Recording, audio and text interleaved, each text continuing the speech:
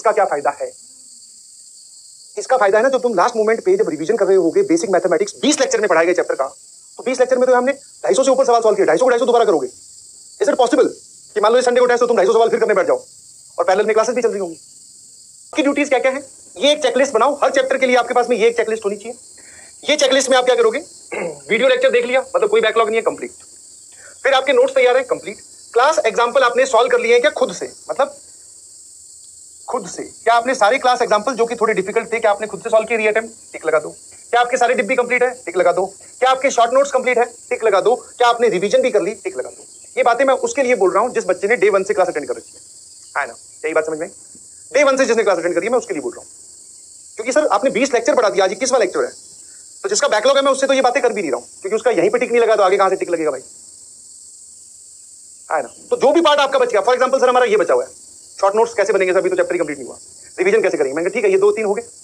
तो आपके पास में हर एक चैप्टर की एक चेकलिस्ट होनी चाहिए, इसमें से कौन कौन से काम कर लिए।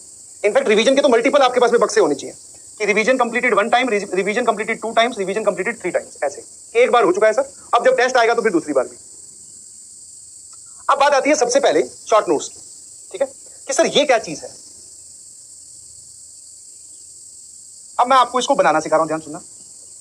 A4 साइज 2 पेजेस होनी चाहिए आपके पास। कैसे बनाते हैं वो बता रहा हूं, ठीक है। A4 साइज 2 पेज ले लो, चाहे तो कॉपी के ले लो, चाहे व्हाइट पेज ले लो, ठीक है। हाँ, आराम से देखना। मॉड्यूल का होमवर्क इसमें इंक्लूडेड नहीं है, ठीक है। इसमें डीपीपी भी इंक्लूडेड नहीं है। आपने अगर वो कर लिया, डीपीपी का कॉलम बनाकर उसको भी टिक कर दो। मैं सिर्फ ये वाले बॉक्स आपसे टिक करवाना चाह रहा हूं, ठीक है। रुक जाओ, ये एडवांस सेशन और ये सब बातें मत बोलो, अभी मैंने अपनी ड्यूटीज तो लिखी नहीं है, वो तो तुम्हारी है, ये मेरी है, अभी उस पर आ रहा हूं, ठीक है। हाँ, अब शॉर्ट नोट कैसे बनाते जल्दी समझते हैं, ठीक है। आपने क्या किया, 2 पेज ले लिया ऐसे A4 साइज, आगे पीछे आगे पीछे, ठीक है। एकदम गुच्चू पुच्चू हैंड राइटिंग जो होती है, जैसे इतना बड़ा बड़ा लिखा तो मैं कैसे लिखूंगा? ऐसे वीडियो लेक्चर। जैसे मैं अपने क्लास नोट्स में अगर खुल खुल के लिख रहा हूं तो शॉर्ट नोट्स में इस छोटे में लिखूंगा, फिर लिखूंगा नोट्स, ऐसे, ठीक है। तो अलग अलग कॉलम बना लो। जैसे मान लो ये पहला कॉलम हो गया आइडेंटिटीज का। अब शॉर्ट नोट्स में आपको वही चीज लिखनी है जो आपके हिसाब से इंपॉर्टेंट है। अब शॉर्ट नोट्स में तुम आइडेंटिटी के नाम पे A+B का स्क्वायर लिखने तो नहीं जाओगे यार। सर ये तो हमें आता है, बट ये आपने हमें क्लास में लिखवाई है, बट हमें नहीं लिखनी। हमें यहां पर सिर्फ वो लिखनी है जो हमें थोड़ी सी परेशान कर सकती है। जैसे हाँ सर, ये वाली चीज एक नई सीखी थी कि A+B+C का स्क्वायर, ये मुझे लगता है कि मैं भूल सकता हूं, तो आइडेंटिटी के नाम पे ये लिख दिया।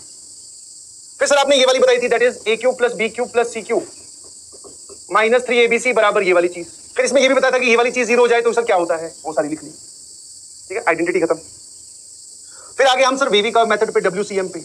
अब ऐसा नहीं है कि WCM के मैंने सारे स्टेप्स लिखवाए, आपको यहां पर WCM लिखना नहीं। आपको क्या करना है,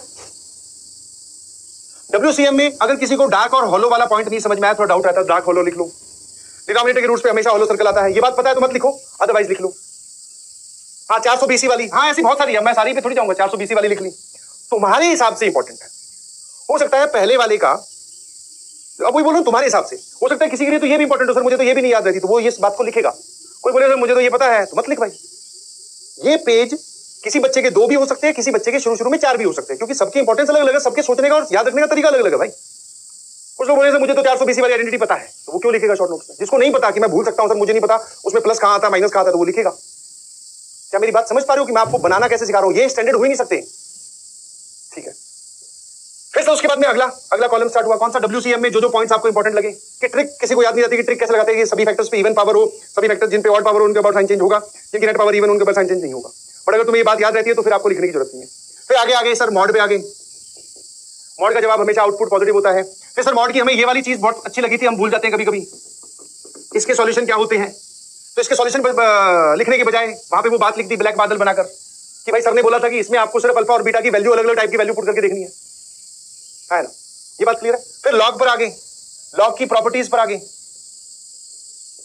ऐसे छोटा छोटा बिल्कुल एकदम कंसाइज करके कुछ भी पॉइंट, चाहे वो ब्लैक बादल वाला पॉइंट हो, चाहे वो इंपॉर्टेंट पॉइंट हो, चाहे इंपॉर्टेंट नोट हो, कोई भी ऐसा फॉर्मूला हो, वो छूटना नहीं चाहिए जो आपके हिसाब से इंपॉर्टेंट है, जो आपकी लर्निंग बदल सकता है। समझ गए? कुछ भी नहीं छूटना चाहिए आपके हिसाब से। हो सकता है सर उसमें आपने बोला 2 पेज आगे पीछे, मतलब टोटल 4 पेजेस, हो सकता है हमारे 3 पेज बन जाए, कोई बात नहीं, बट बनाना स्टार्ट करो, ये काम आते हैं रिवीजन के वक्त, ठीक है। वेरी हेल्पफुल, ठीक है।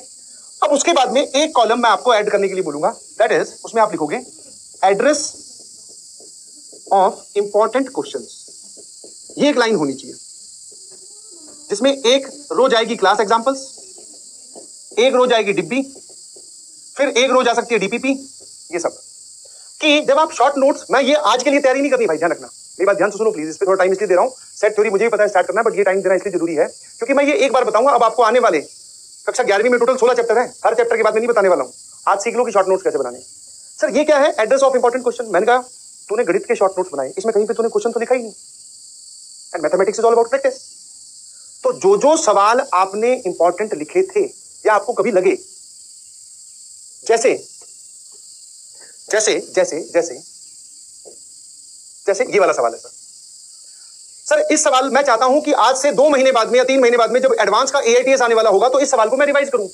अब तुम कॉपी में ढूंढ रहे हो, मिल ही नहीं रहा, बट आपके पास शॉर्ट नोट्स में एड्रेस है इसका। एड्रेस मतलब एड्रेस कैसे?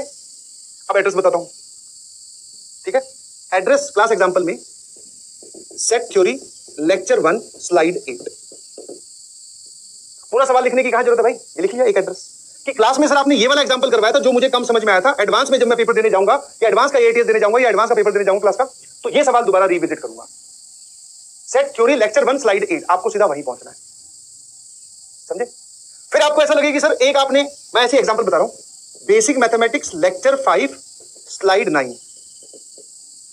डिब्बी में सर एक डिब्बी नंबर 27, डिब्बी नंबर 31, डिब्बी नंबर 64, ये बहुत इंपॉर्टेंट थे, इनमें मैं फंसा था। डीपीपी में सर डीपीपी नंबर 5 का क्वेश्चन नंबर 10। कितने लोगों को बात समझ में आई कि इसका क्या फायदा है?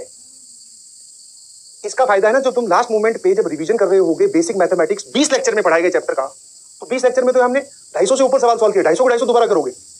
इज इट पॉसिबल कि मान लो संडे को टेस्ट तो तुम 250 सवाल फिर करने बैठ जाओ और पैरेलल में क्लासेस भी चल रही होंगी? और ये मत बोल देना कि सर यही इंपॉर्टेंट है, मैंने एग्जांपल लिया कि डिब्बी आपके हिसाब से कौन सी इंपॉर्टेंट है, तो जो आपको दोबारा करनी चाहिए, तो सर दोबारा तो हम नहीं करेंगे।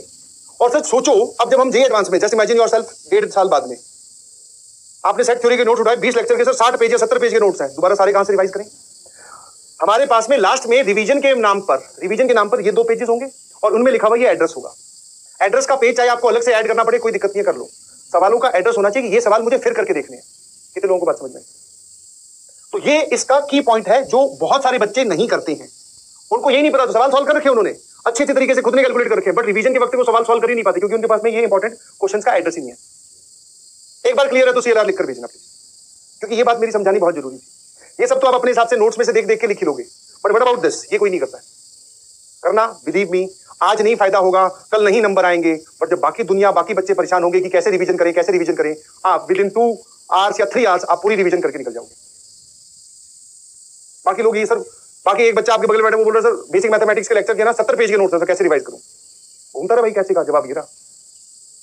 ये तरीका है 1 स्टेप। आज आपको एक चीज और फील हुई होगी, अच्छा ऐसे शॉर्ट नोट्स बनाने, और ये स्टैंडर्ड हो ही नहीं सकते क्योंकि इसमें इंपॉर्टेंट बातें लिखी जाती है और इंपॉर्टेंट बातें सबके हिसाब से अलग अलग होती है। और ऐसा नहीं है कि सर ये आपको आज ही बनाने का, हो सकता है आपकी डिब्बी अभी किसी ने हो सकता है 50 तक ही सॉल्व की हो, तो 50 तक की तो इंपॉर्टेंट क्वेश्चंस लिख पाएगा, उसके आगे जब पूरे सॉल्व करेगा तब पता चलेगा ना तुझे, है ना। तो ये शॉर्ट नोट्स वाला काम जो है वो आने वाले इस वीक में आप कंप्लीट कर लेना, संडे तक। क्लियर?